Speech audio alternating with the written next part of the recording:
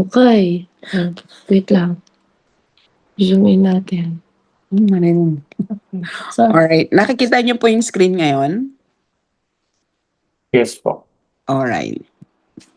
So, our topic is force and motion. This is the first topic actually on the applications of the three topics we had in the review: measurement, vectors, and kinematics.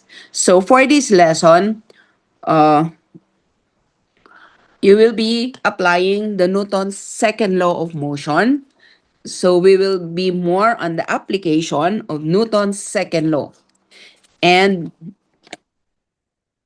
including frictions in solving problem. All right. So to start, when we say force, ordinarily we use the term a push or a pull. But in physics, when we say force, this is an interaction that tends to produce an acceleration, right? So there is a change in velocity due to acceleration. So that is the definition of force. Okay. So it's an interactions of a body. The magnitude of the force are defined in terms of the acceleration they give the standard. So the unit of forces are Newton, dynes, or foot-pound force. So pag sinabi mong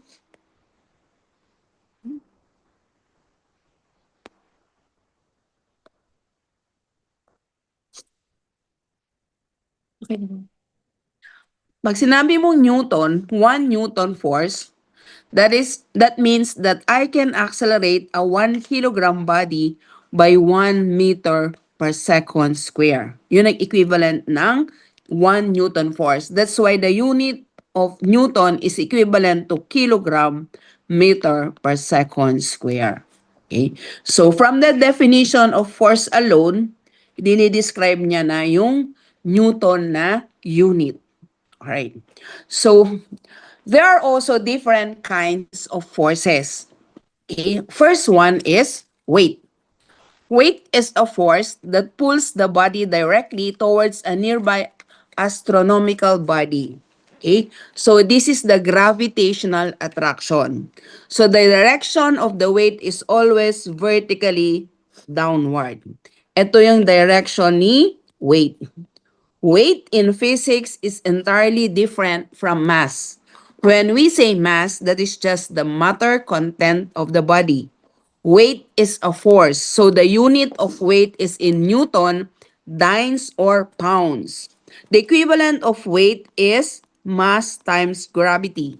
So if the mass is 1 kilogram, and gravity is 9.8 meter per second square, your weight is equivalent to 9.8 Newton, kilogram meter per second square. So that is the equivalent of weight. Next.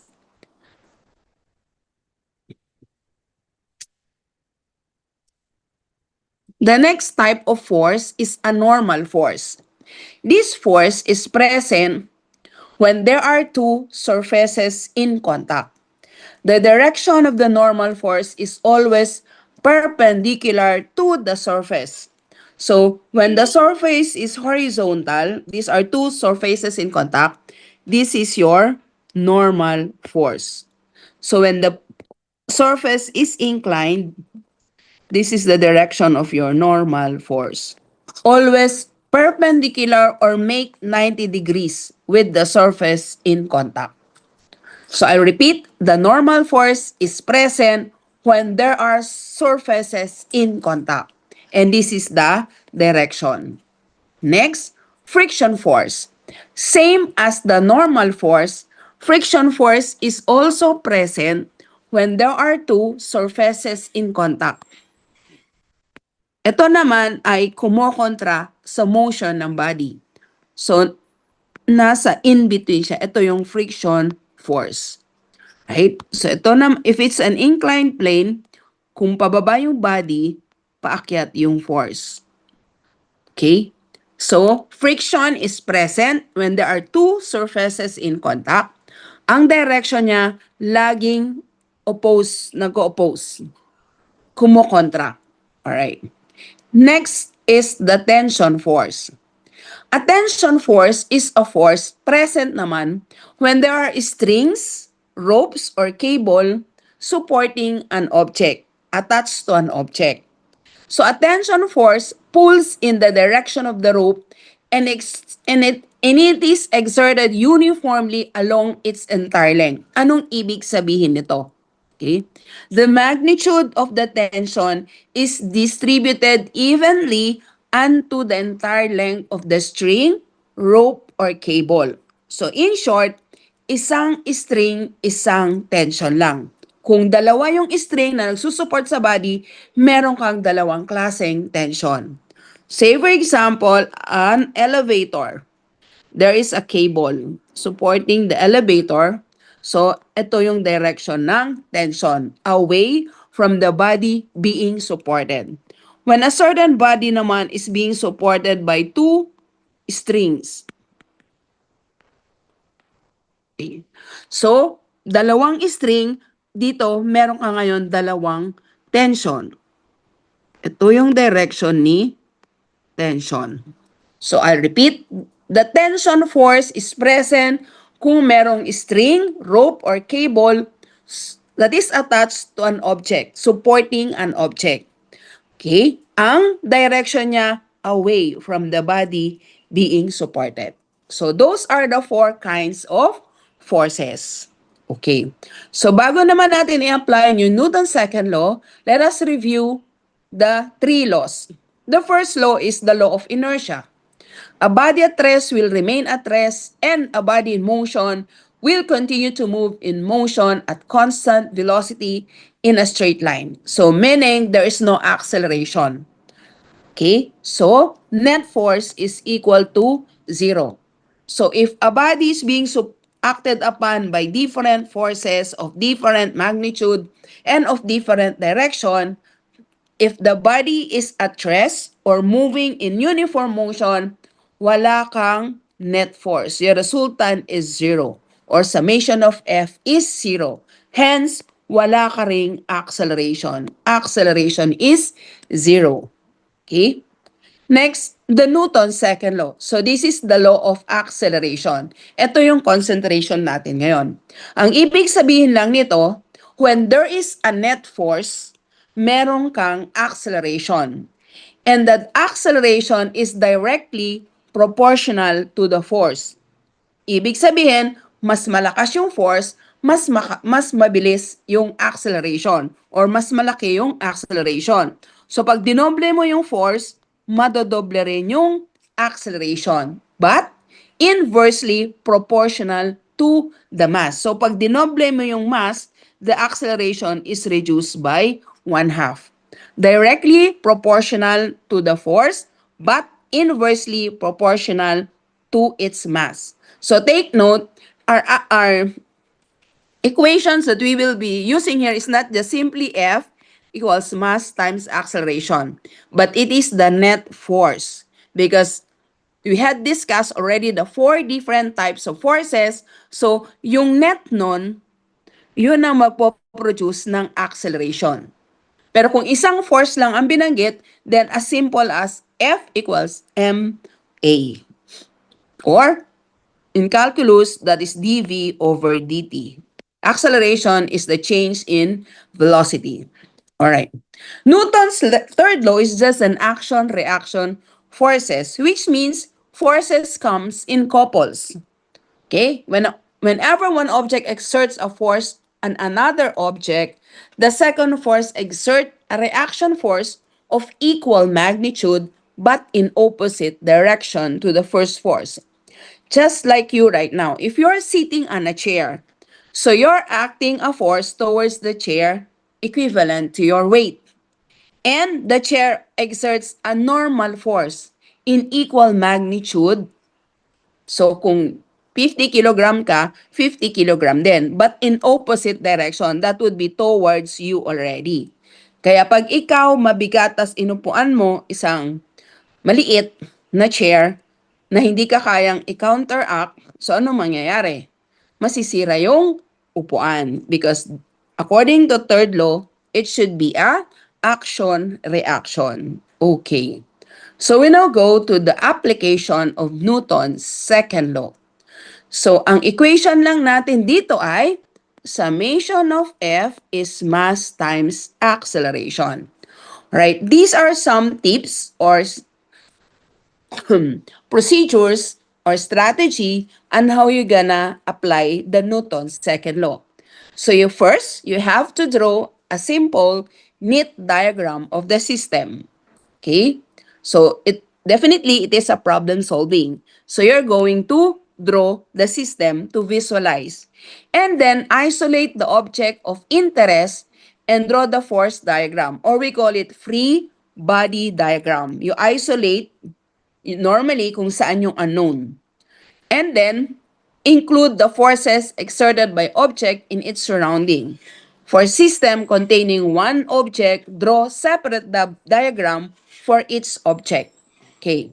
So, bago mo ma-identify yung free body diagram, when you draw the simple diagram, you are going to identify already the different forces acting on the system also include their direction. Okay, establish a convenient coordinate axis of each object and find a component of the forces along this axis. So, i-apply na natin dito yung component method, yung summation of F is equals mass times acceleration. Then you have to solve the unknown. All right, let's have this example. A 7-kilogram body are suspended at the end of the cord that passes over a massless, frictionless pulley as shown below. Okay. Ito yon. Ito yung system. So, na-drawing na yung system. Okay. So, lagyan natin to ng M1, M sub 2. Right. Consider natin yung M1 natin dito ay yung 7 kilogram, M2, 5 kilogram. Alright. So, at the end of the cord that passes over a massless, frictionless pulley. Okay. Question, what is the acceleration of the system? What is the tension in the cord? Okay. So, ito na po yung first step. Okay. Na-drawing na natin. So, naka-identify na rin dito yung forces involved. Meron tayong M1G, ito yung W1, ito naman yung W2. Okay, bakit isa lang yung tension na naka-identify dito? Kasi isa lang yung string. Sabi ko kanina sa definition ng tension, the magnitude of tension is distributed entirely equally onto the entire length of the string. So, isang string, isang tension. So, ibig sabihin, yung tension nito ay dito ay iisa. And then, nakalagay dun sa problem, massless, frictionless pulley. So, wala muna tayong friction. Wala rin tayong normal force. So, the only present forces in this system is the tension and the weight. Okay. So, gagawa na nga tayo ngayon, i-isolate na natin ito. Since dalawang object, makakagawa tayo ng dalawang free body diagram. So, using M sub 1. Okay. So, meron tayong tension, meron tayong W1. Si M sub 2 naman, tension, W2. But at M sub 1, ang direction ni acceleration ay pababa. Towards the heavier body. So, ito yung direction ni acceleration. Sa M sub 2, paakyat. Ito yung direction ni acceleration. So, dalawang unknown dito sa problem na to, it's the tension and the acceleration. Right? So, two unknowns, hence we're going to make two equations. So, using this M sub 1, summation of F equals mass times acceleration. There are only two vertical forces, so summation of Fy equals M sub 1A. So, leading ang W1 towards the direction of the acceleration. So summation of Fy here is W1 minus T m sub 1a. Right? Or m sub 1g minus T m sub 1a. So that would be your first equation. Dito naman sa m sub 2, our summation of F is equal to MA summation of Fy m sub 2a. Right? So that would be T, kasi paakyat sa acceleration, minus W2 m sub 2a. Or T minus m sub 2g m sub 2a. So that is your second equation. So combining these two equations, okay, we can now solve the two unknowns that we have. Acceleration and tension. Alright. Ito ako magsasolve. Sorry. Our equation 1 is m sub 1g minus t m sub 1a. Equation 2 is t minus m sub 2g m sub 2a. So you may use any method by substitution, by elimination, by matrix. So dito, pwede kong i-eliminate si t. Adding the two equation, I now have m sub 1g minus m sub 2g is equal to m sub 1a plus m sub 2a. Hence, my acceleration now is equal to g m1 minus m sub 2 m sub 1 plus m sub 2. Tama? So, substituting, g is 9.8 meters per second square, m sub 1, 7 kilogram, m sub 2, 5 kilogram. M sub 1, 7 kilogram plus 5 kilogram. Kindly compute anong sagot sa acceleration. Solve, please. I forgot. You must have to be ready always with your calculator when we are having the discussion. Anong sagot?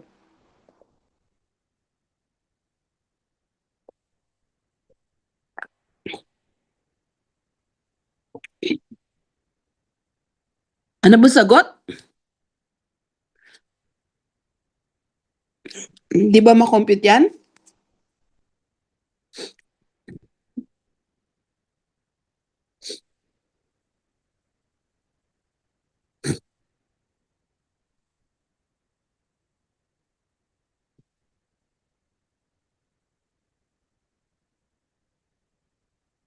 Ano pong sagot?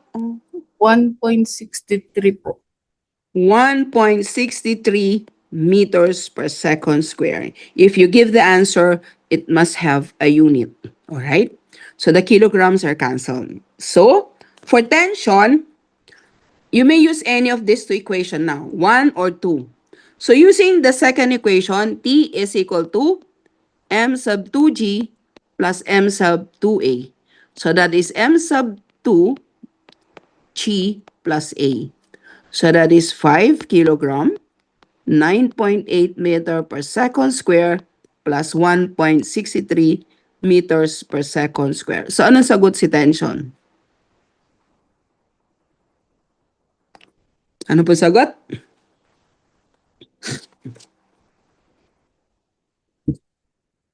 Answer please.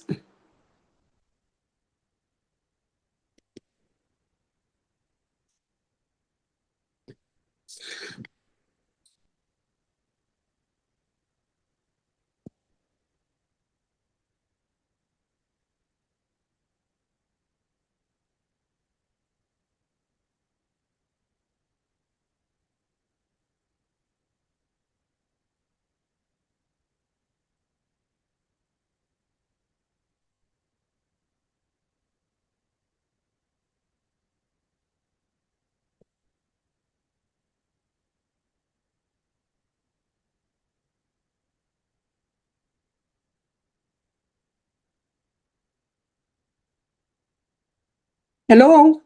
Anyone? What's the answer? 57.15 newtons po. 57.15 Newton. Kilogram meter per second square is Newton. Alright. Question? Then we proceed to the next problem. Nawala. Oh my God.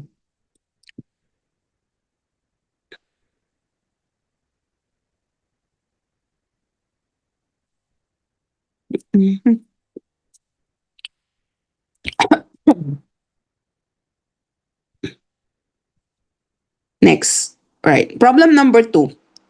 An unbalanced force of 50 Newton acts on an object weighing 100 Newton. What acceleration is it produce? Alright. So this is a little bit short kasi nakikita nyo pa rin yung screen ko? Yes po. Alright, isang force lang ang involved, which is the 50 Newton. And the weight is 100 Newton. So in this case, isa lang yung force, we just use F equals mass times acceleration. Acceleration na unknown, F over M.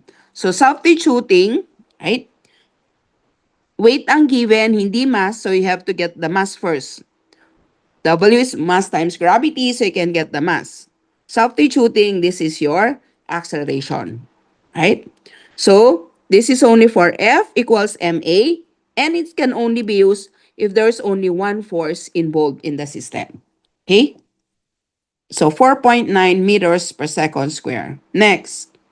A constant horizontal force of 40 Newton acts on a body on a smooth horizontal surface. Alright, smooth pa rin. So pag sinabing smooth, we can neglect friction. Though there are two surfaces in contact here, supposed to be, meron siyang friction, meron siyang normal force. Kaya lang naka-specify dito, smooth surface. So wala muna siyang friction, wala rin siyang normal force. The body starts from rest and it's observed to move 100 meters in 5 seconds. What is the mass of the body? So again, isang force lang, horizontal force lang ang involved. Right? So as simple as F equals mass times acceleration ulit, then mass is F over A. But how you're going to get the mass without the acceleration? So, sabi dun sa system, it starts from rest. So, initial velocity is 0. And observe to move 100 meters in 5 seconds. Nagkaroon ka ng distance na 100 meters at a time of 5 seconds. So, from this, you can solve for the acceleration using S, V sub OT plus 1 half A sub T square. So, acceleration is 2S over T square. So, ito yon. So, nakuha si acceleration, 8 meters. So, substitute mo doon, you get the mass of 5 kilograms. Right? Pero there's another question. If the force ceases to act at the end of 5 seconds, so tinanggal ko yung force, how far will the body move in the next 5 seconds? So, tinanggal ko yung force, anong mangyayari? Wala na akong acceleration. So, kung zero acceleration, to solve for the distance, use this simple equation here. So, 40 meters per second, that is the velocity, times 5 seconds. So, 200 meters. Okay. Next.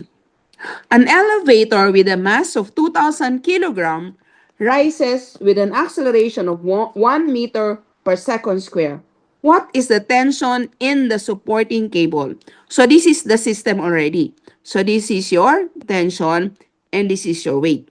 The direction of the acceleration is ascending. So A, 1 meters per second square. All right. So if you're going to do the free body diagram, this should be your tension, this should be your weight, and the acceleration is in a direction ascending. All right. So your summation of F here, MA, would be tension minus weight equals mass times acceleration. So tension is mass, gravity plus acceleration. So 2,000 kilogram, 9.8 meter per second square, 1 meter per second square. So this is your tension. Take note, if the elevator is descending, say descending siya, W tension, ito yung direction ng acceleration nyo.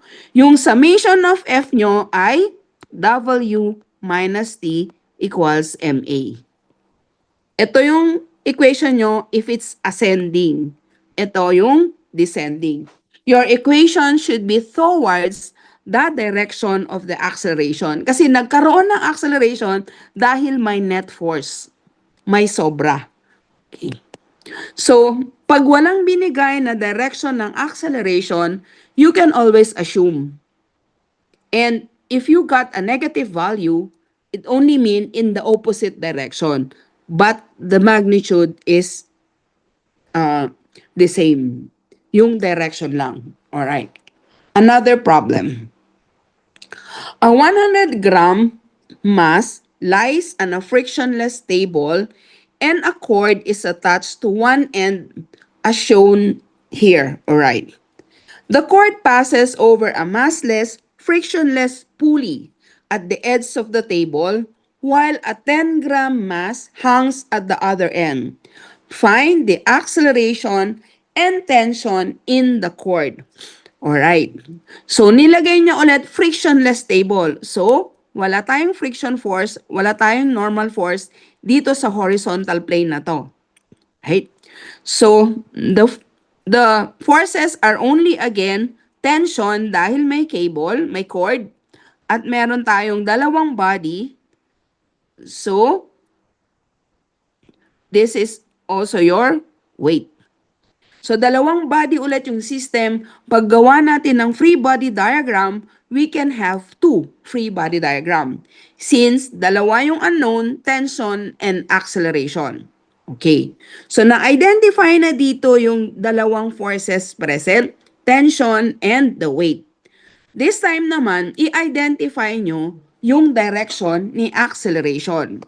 So, pwede natin i-assume na papunta dito sa nakahang na body. Ito yung direction ng acceleration natin. Alright. So, for the free body diagram for M,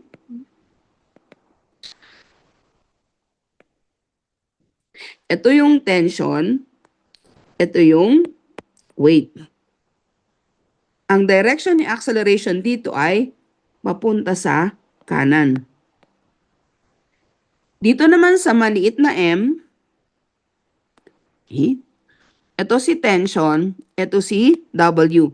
Ito naman yung direction ni acceleration. Right.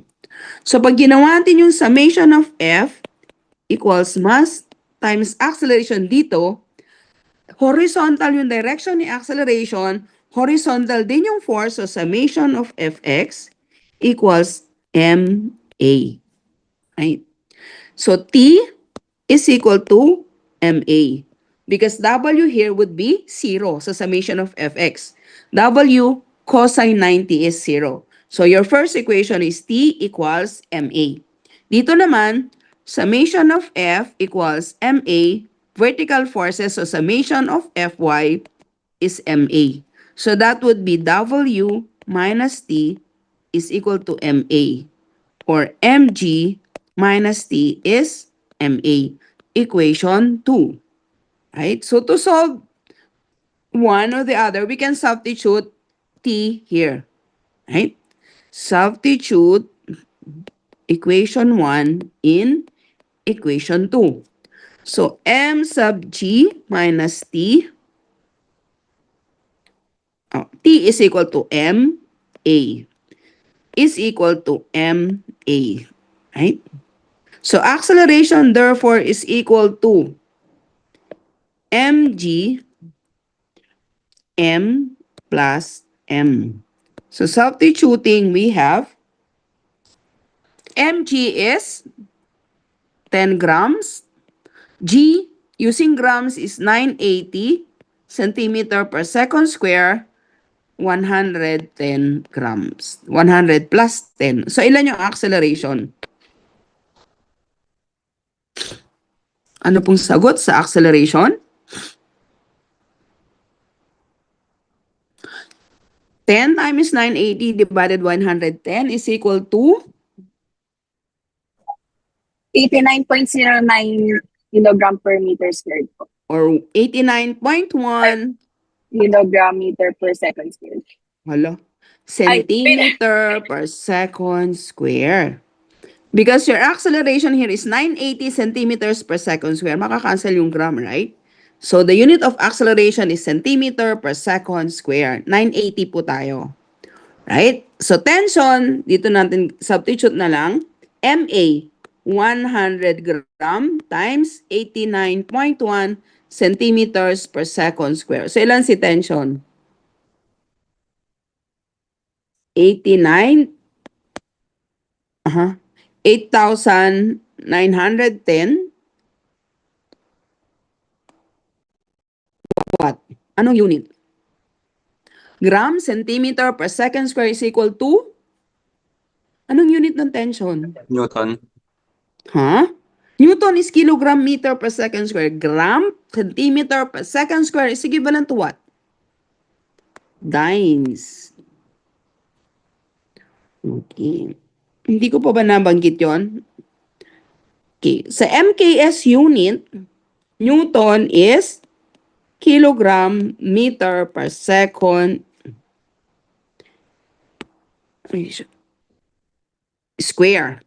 Sa CGS unit, dynes is equal to gram centimeter per second square. Sa English unit naman ay English unit pounds. Slug feet per second square ang pounds. Though we seldom use this unit, more often we use dynes and Newton. All right.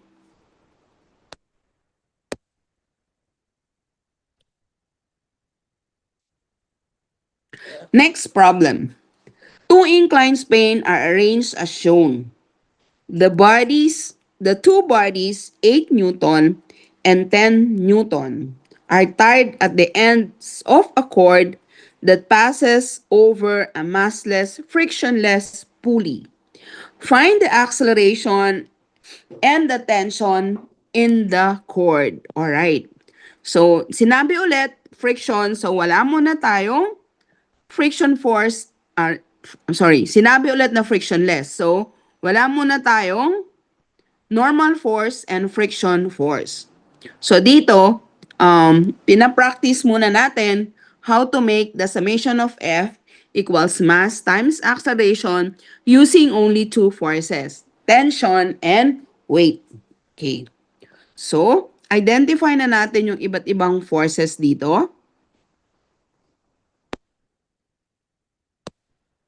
Alright. Meron tayong, syempre, tension. Ito yung direction ni tension. Okay. Dalawang body yung involved, which is the two bodies are 8 and 10 Newton. So, ito yung 8 Newton. Ito yung 10 Newton. Doon nakalagay naman 10. Alright? So, meron tayong weight. Ang direction ni weight laging vertically downward. Lagyan natin itong W1 and W2. Alright. So, saan yung direction ni acceleration ngayon? Okay? So, 30 degrees and 37 degrees. So, close to vertical, mas malaki yung gravity. And 10 Newton is heavier than 8 Newton. So, assumption natin, mapunta dito si acceleration. Right? So, that would be the basis of all our equations later. And then, kung tama yung assumption natin sa direction na yan, lahat ng sagot natin positive. Pag may nag-negative later, ibig sabihin, it is in the opposite direction. Alright. So, ito na yung ating system. Then, we can now draw the free body diagram. In cases of an inclined plane, right? Pag drawing nyo yung free body diagram, it would be easier if you're going to make the plane as your x, and this would be your y. So, mas madaling i-analyze yung summation of fx and summation of fy nyo. So, pag drawing natin si W1,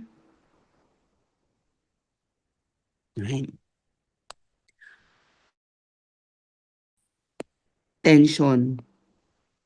At nandito si W1. And if this is 30, ito rin ay 30. So, this is 30 degrees along Y. So, pag ginawa na naman ito nating W2,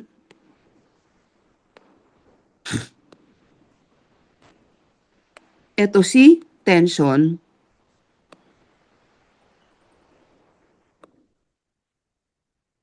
Ito si W2, and this is 37 degrees.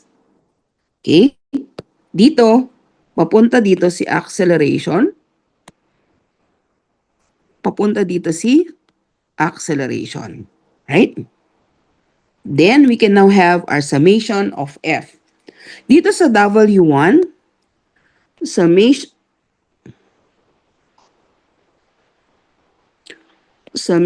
of F equals mass times acceleration. So, papunta dun si acceleration, T minus W1 sine 30 degrees equals mass times acceleration. Take note, we're going to get the horizontal component of W1 kasi summation of Fx tayo dito. Right? Bakit sine? Because the angle is with respect to the vertical. Kung gusto nyo gamitin si cosine, dapat cosine 60. So this would be T minus M sub 1 G sine 30 degrees equals M sub 1A. So ito na nga yung first equation natin. Next, dito naman tayo sa W2. Summation of Fx is mass times acceleration. So in here, it's T minus W2 sine 37 degrees is M sub 2A. So T minus M sub 2G sine 37 degrees is M sub 2A. So meron ka ulit dalawang equation.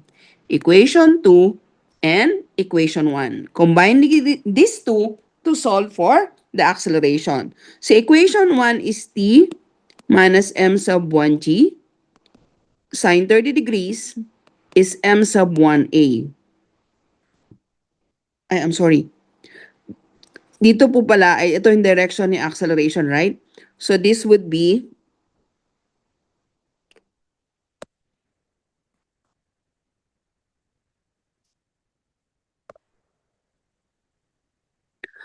W2 sine 37 degrees minus T is M sub 2G. So M sub 2G sine 37 degrees minus T is M sub 2G. Right? Kasi ito yung direction ng ating acceleration. So combining these two, this becomes M sub 2G sine 37 degrees minus T M sub 1A. So adding these two, acceleration now is equal to M sub 1 plus M sub 2. And that is equal to M sub 2G sine 37 degrees minus M sub 1G sine 30 degrees. Alright. So substituting for the acceleration, M sub 2 is, our M sub 2G is already in Newton. Okay? Which is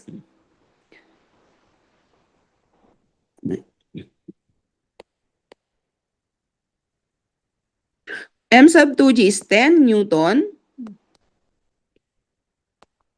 sine 37 degrees minus M sub 1G is 8 Newton sine 30 degrees. But our M sub 1 would be 8 over 9.8 plus 10 over 9.8. it should be in kilograms. Okay? Newton over acceleration. So what is our acceleration now?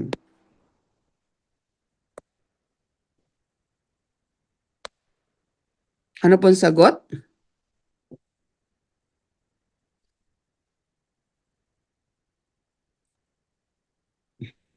Sagot please.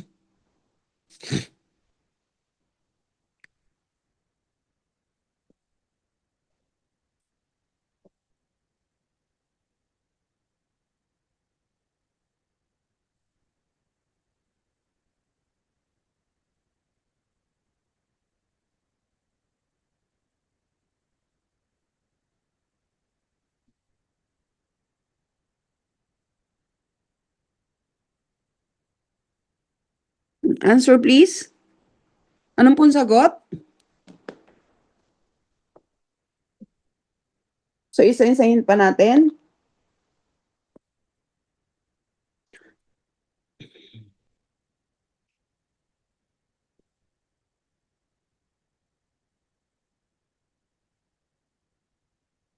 $6.018 minus 4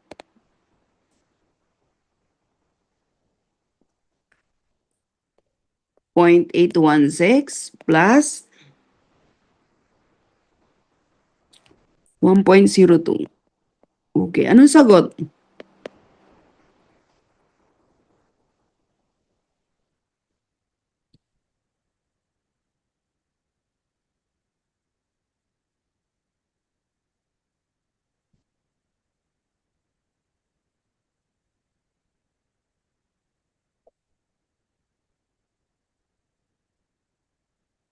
Ano pong sagot? Talagang ako na magsosolve.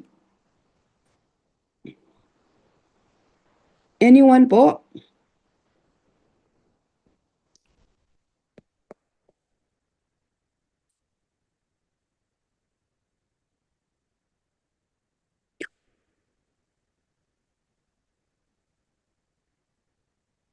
Anong sagot? 1.099 or 1.1 meters per second square. May kausap pa ba ako dito? Hello? Yes po. Ba't ayaw niyong sumagot? Anong sagot? Hindi ba- 1.09 po yung lumabas sa akin. Hindi man lang kayo mag-calculate para sagutin? Oh my God. All right, any question?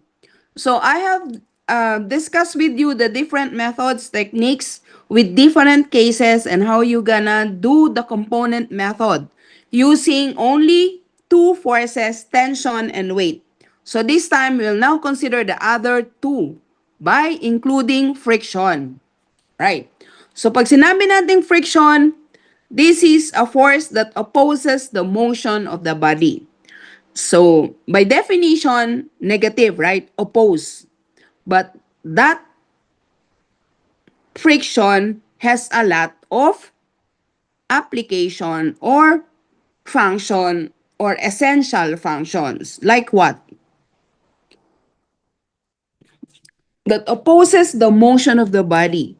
So, nakakaupo kayo, nakakalakad kayo, nakakatayo kayo because there is friction. Imagine, kung walang friction, walang mag-oppose sa motion, hindi nyo kayang lumakad, lahat na lang madudulas. Okay? The only disadvantage of friction is that it lowers the efficiency of a machine. So, in any manufacturing firm, it would be very, very difficult. Actually, it's not possible to get 100% efficient performance because there is a friction. May kumukontra dun sa process, sa motion ng system. Right?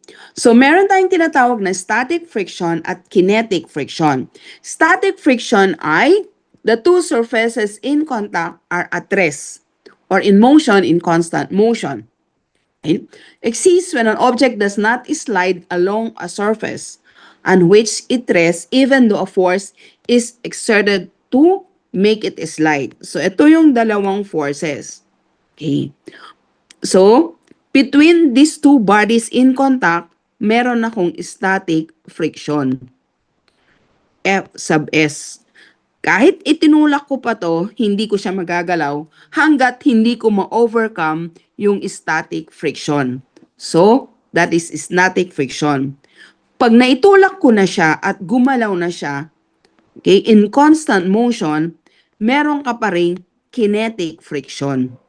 So, an object slides across a surface, kinetic frictional opposes in motion. Okay? Siya naman yung kokontra dun sa paggalaw. Na-overcome ko na sa static, meron pa rin akong kinetic friction. But definitely, the static friction is greater than the kinetic friction. So, mas madali mong hatakin or hilain yung kasama mo na naglalakad o tumatakbo kaysa yung nakaupo at saka nakahiga. Lesser na kasi ang kinetic friction. Right?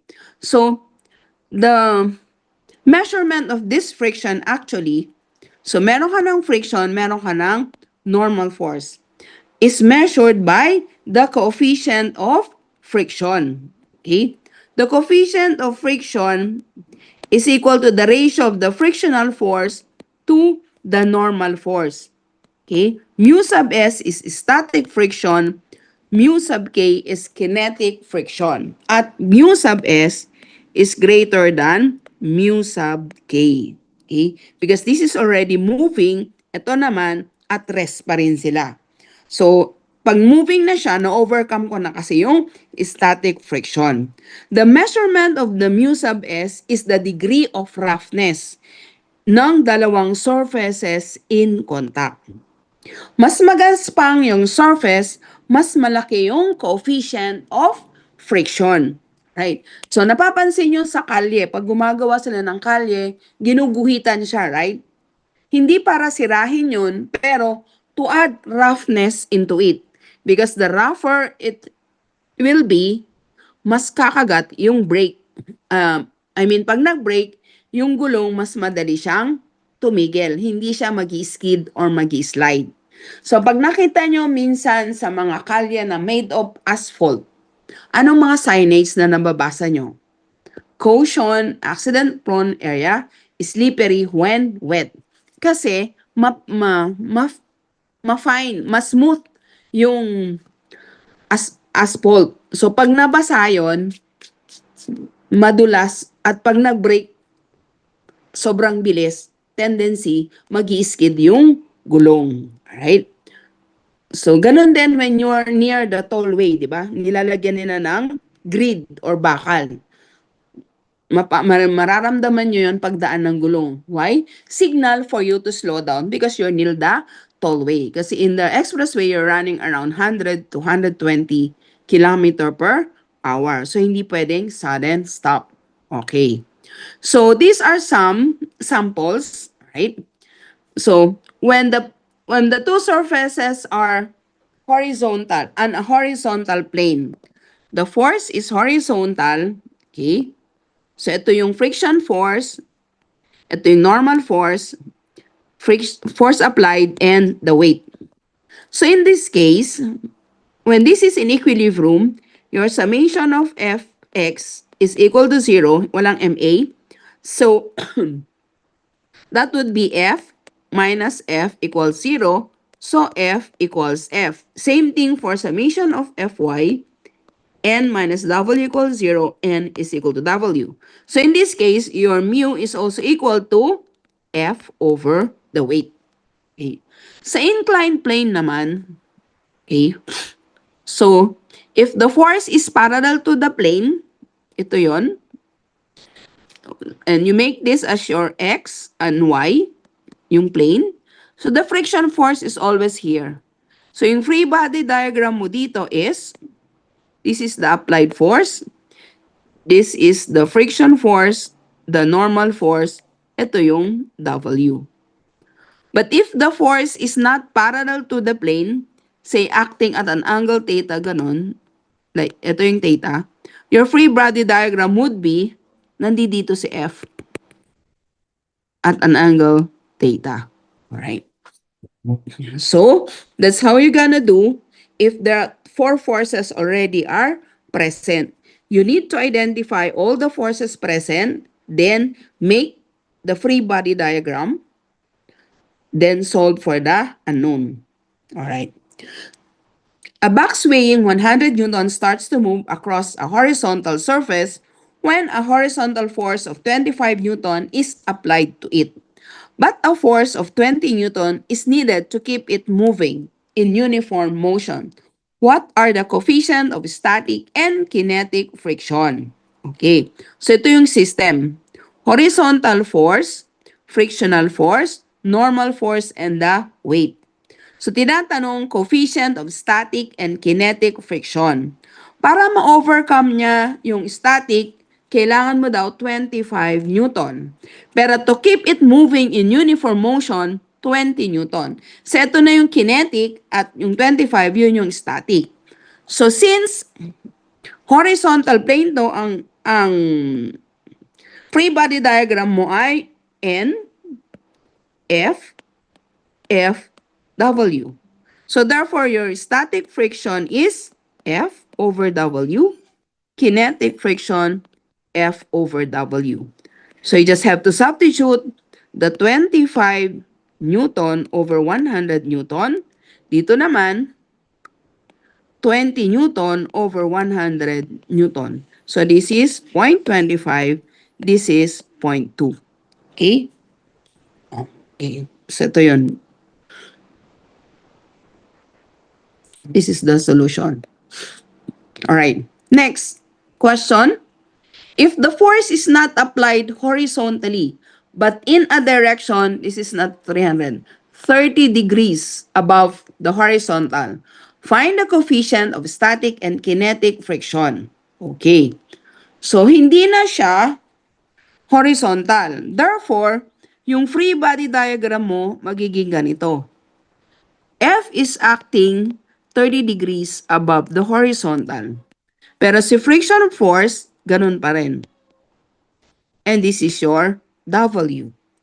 So this time, your summation of F is no longer equal to F, but F cosine 30 degrees minus F. Ito na yung summation of F mo. Fx. So, this is your equation. Then your summation of Fy, so may horizontal and vertical component kasi si F, so F sine 30 degrees plus N minus W.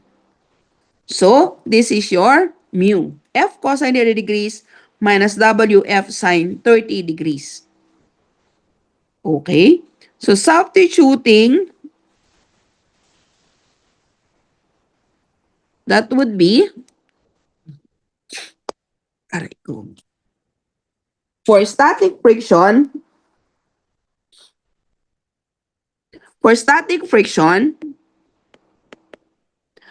25 Newton cosine 30 degrees and then 100 Newton minus 25 Newton sine 30 degrees.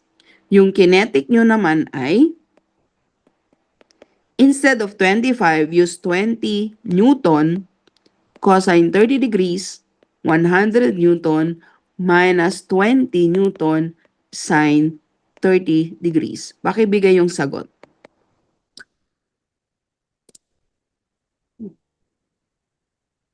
And then? Hmm? Ito itong lupa eh. Pwede ka. Yan na ba?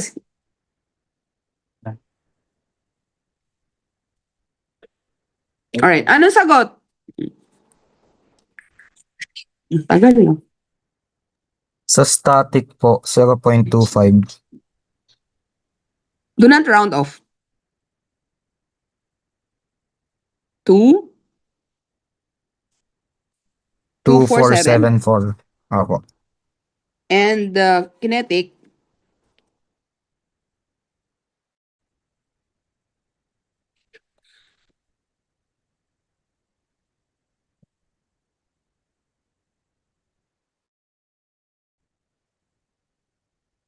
0.192 po.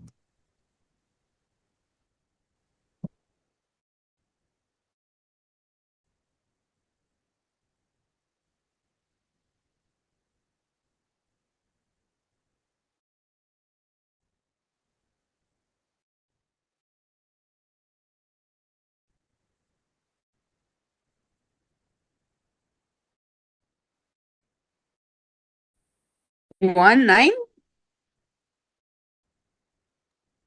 0.192. Alright. So, this is slightly parallel and point 0.2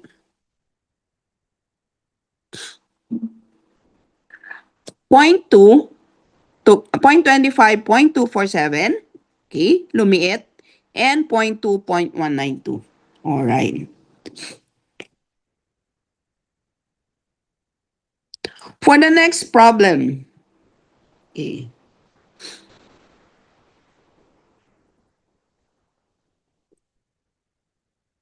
a 50 Newton body on an inclined plane, 4 feet wide at the base and 3 feet high, right, is pulled upward by a force. Po. Ba? Nawala po yung share screen niyo po. Aha. Bakit? Sorry.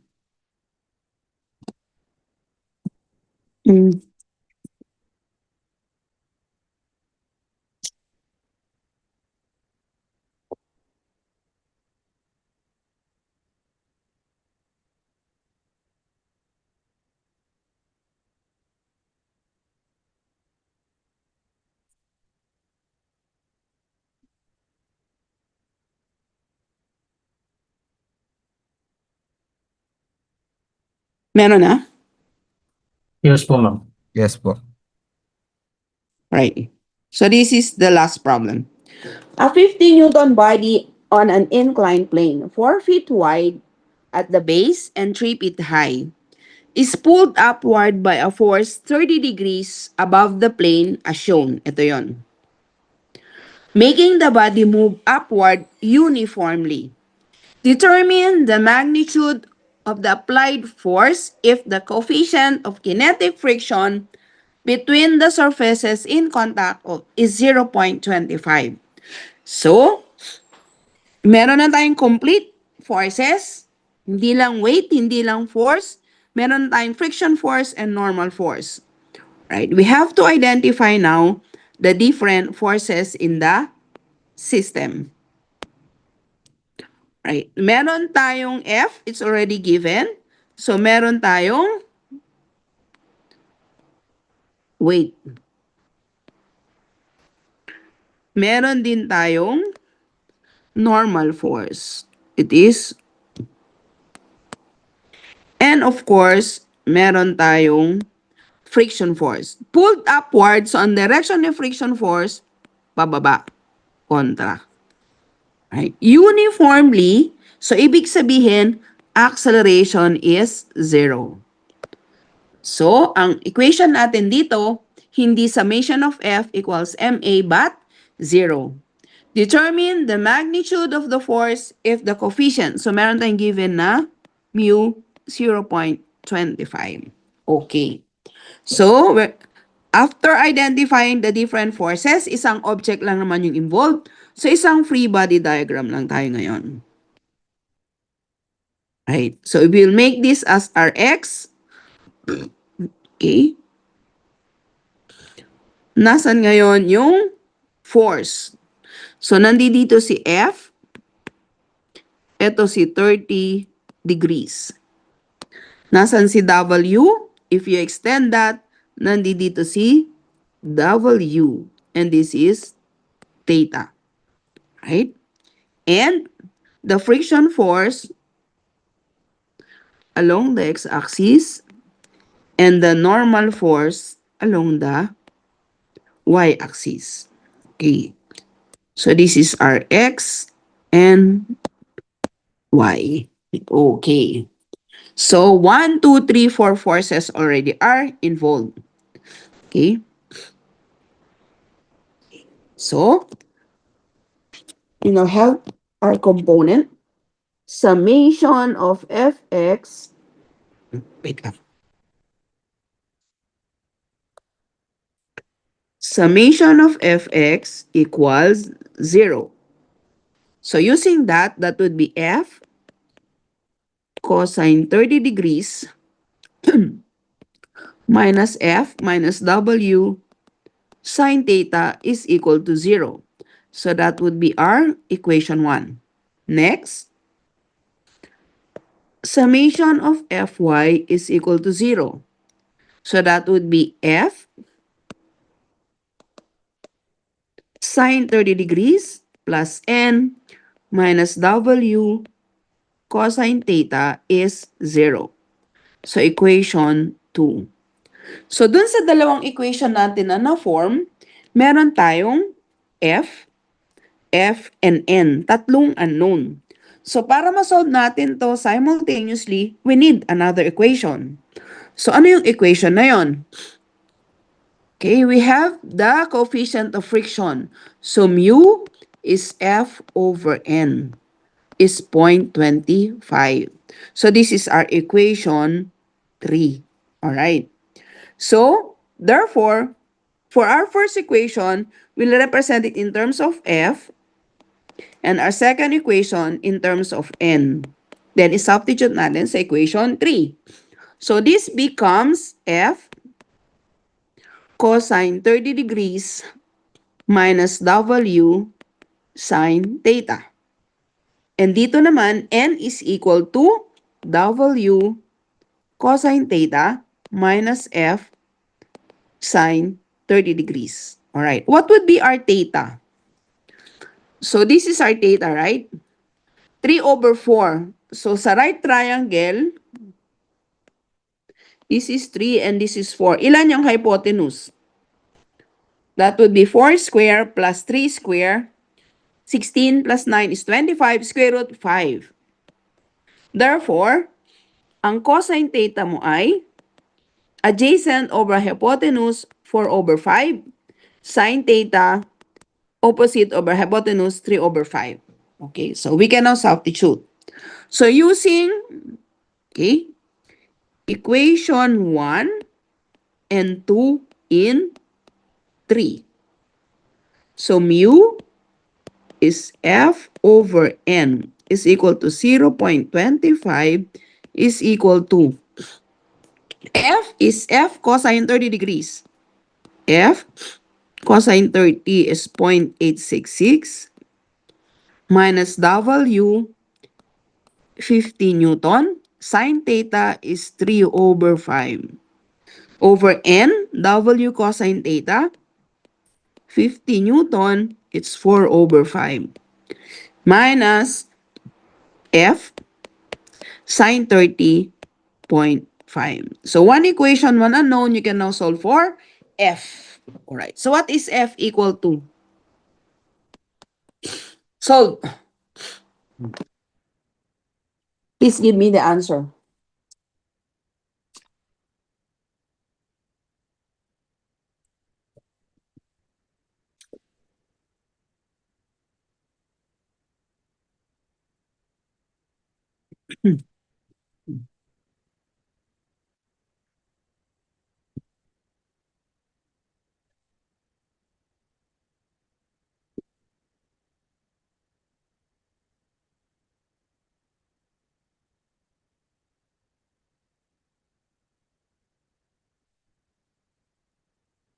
Anong sagot?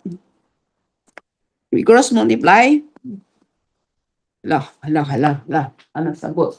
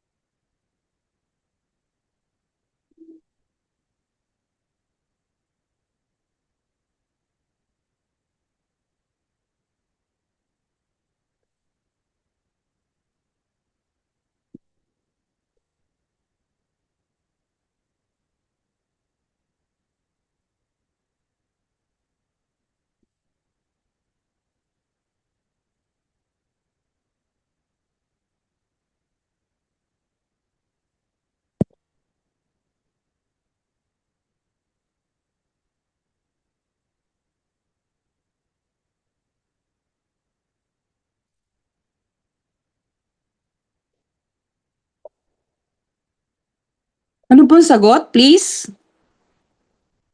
40.36 newtons. So 40.36 Newton. Okay. Any question? Alright. For your activity, you are going to solve the same problem. But this time, not in uniform motion. With an acceleration of 1.5 meters per second square. Calculate F in moving the body upward with an acceleration of 1.5 meters per second square. Right? Do it now. I will ask somebody later to share his solution.